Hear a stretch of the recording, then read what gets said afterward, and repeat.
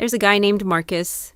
He's 47 years old, works in software development in suburban Denver, makes solid 6 figures.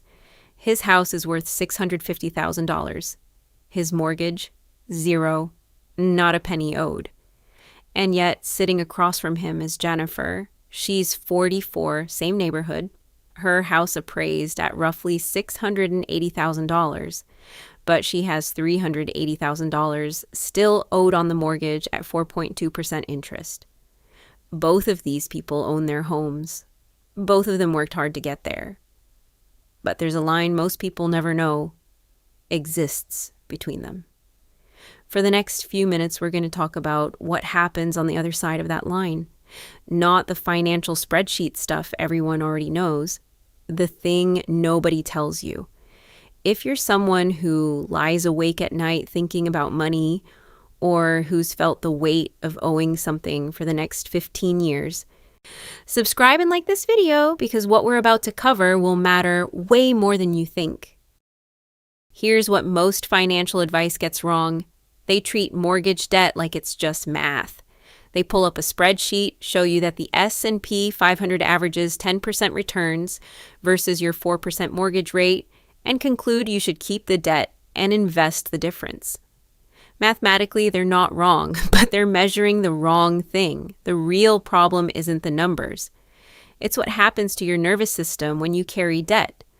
Right now, 45% of Americans lie awake thinking about their finances, not about specific goals, not about opportunities, about money they owe. That's not a math problem. That's a stress response that your body can't turn off. The enemy here isn't the mortgage company. It's the psychological weight you carry every single day, whether you're conscious of it or not. And that weight compounds in ways the spreadsheet never shows. Think of debt like a second job. It doesn't matter if it's a low-interest mortgage or a high-interest credit card. You're working to pay someone else's claim on your future income. That claim is always there. You can't ignore it. You can't delegate it. And the moment you decide to carry it, you're essentially trading peace of mind for financial optimization. Most people don't realize they're making that trade at all. They just wake up one day, 15 years into a 30-year mortgage, and feel trapped. Let me introduce you to what I call the invisible ceiling.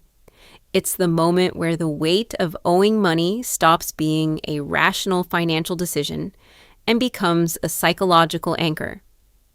Research from the Federal Reserve and major studies out of Oxford and Harvard shows something striking. Homeowners without a mortgage report significantly lower depression rates, higher life satisfaction, and better overall mental health than homeowners with mortgages. When researchers studied people who became homeowners after age 50, acquiring a home predicted a measurable decline in depressive symptoms in the same year. That's not motivation. That's neurology. Here's how it works in real life. When you owe $300,000 on your home, that's roughly $1,600 a month in principal and interest payments. That's your car payment, your groceries, and a week of gas money combined, gone every month. But it's not just the money, it's the obligation. If you lose your job, that payment still comes due. If your industry tanks, that payment still comes due. If you want to take a sabbatical at 45, want to leave a job that's burning you out, or want to start something risky, that payment is now a chain attached to every decision you make. Let me show you what this actually means in terms of freedom. When Marcus paid off his $650,000 home 15 years ahead of schedule, his monthly housing costs dropped from $3,800 to basically property taxes and insurance, maybe $600 a month. That freed up $3,200 monthly. That's not $3,200 for vacation or luxury. That's $3,200 of non-negotiable obligation removed from his life. If he wanted to cut his work hours in half tomorrow, he could. If he wanted to leave his job and take a lower-paying role somewhere else, he could weather it. His overhead is now so low that a market crash, a health crisis, or a career shift doesn't destroy him. Jennifer, meanwhile, is making slightly more money, but is bound to that payment for another 18 years. She can't take risks the same way. A job transition costs her money. A sabbatical isn't possible. And a health crisis that reduces her income becomes a housing crisis. She's not broke, but she's not free either. The studies show something else that's rarely talked about. Homeowners without mortgages invest more in their communities. They buy better quality goods for their homes. They participate in neighborhood associations. They have lower stress-related hospitalizations. This isn't because they have more money. Yes, it's because they have more mental bandwidth. When you're not carrying a financial emergency in the background of every decision, you think differently, you act differently, you show up differently to your own life. Here's the thing nobody wants to admit. Most people will never feel the difference because they'll carry the mortgage for the full term. 27% of Americans believe they will never get out of debt, not because they can't mathematically do it, because the psychological weight of owing money has convinced them it's impossible. They stop trying. They stop looking for the exit. The debt becomes invisible, like furniture in a room you don't see anymore. But your body still feels it. Your nervous system still carries it. The turning point is recognizing that mortgage debt is one of the few debts you can actually eliminate within a reasonable time frame. Not 30 years, but 10 or 15 or 20. And that act of elimination creates something the spreadsheet can never quantify. It creates choice. When you own your home outright, you gain something I'll call economic optionality. You can make decisions based on what you want instead of what you need. You can weather any crisis. You can say no to a bad situation because you're not terrified of missing 1 month's payment. That's not a financial advantage. That's a psychological superpower. So here's how people actually do this. It's not complicated, but it requires a shift in thinking. First, stop treating your mortgage like it's permanent. The moment you reframe it as temporary, something with an endpoint, your brain starts looking for that endpoint. Most people carry a 30-year mortgage, not because it's optimal, but because they never ask the question, what if we paid this off in 15? The math changes dramatically when you shift even slightly. A $400,000 mortgage at 4% costs you $191,000 in interest over 30 years. That same mortgage paid off in 15 years costs you $33,000 in interest. The difference is $158,000. That's not investment returns. That's money that stays in your pocket.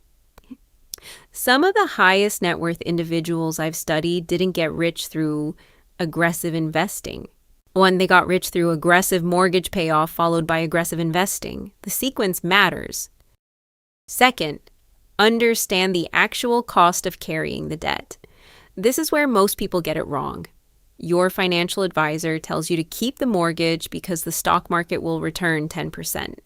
But they're not accounting for the psychological cost, the stress that keeps you from sleeping, the anxiety that affects your health, the career risks you won't take because you're too afraid of losing income.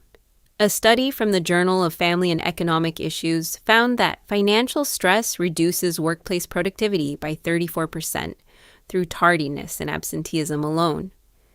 If you're earning $150,000 a year and working at 66% efficiency because of stress, you've already lost $51,000 in annual output. Over 15 years, that's $765,000. The mortgage cost you far more than the interest. Third, build a plan that feels sustainable. It's the families who successfully eliminate their mortgages aren't the ones who go extreme for 2 years and burn out. They're the ones who add an extra $200 or $300 monthly, who throw bonuses at it, who refinance into a 15-year instead of a 30-year, and who make it a game rather than a sacrifice. One family I studied paid off a house on a $45,000 annual income by treating it like a project. They watched the principal drop. They celebrated milestones. They made it mean something. That psychological engagement is what sustains the effort over a decade. The ones who fail are the ones treating it like penance. Marcus and Jennifer both made money, both worked hard, both own homes. But the invisible line between them isn't about income or luck. It's about the decision to eliminate the one claim on their future that actually matters. The claim that prevents them from choosing their own life. The research is clear. Homeowners without mortgages sleep better. They're less depressed. They're more engaged in their communities. They're more likely to take calculated risks. They feel like they own their lives instead of being owned by their obligations. And the most surprising part, most of them aren't wealthier than their neighbors with mortgages. They just made one decision differently. There's a saying in early retirement circles. A paid-off house is the most underrated wealth-building asset in America. Not because of the equity, right? Because of the freedom, because of the way it feels to know that even if everything falls apart, you still have a roof over your head. That certainty, that security, is worth more than any spreadsheet return. Your home can be many things. An investment, an asset, a place to build memories. But until it's paid for, it's also a claim on your future. And the psychological weight of that claim will cost you something the financial markets can't measure. The question isn't whether you can afford to pay off your mortgage. The question is whether you can afford not to. If you found this valuable, drop a comment below. What's the first thing you do with the freedom of a paid-off home? And if you want more on the psychology behind money decisions, subscribe. We're building something important here.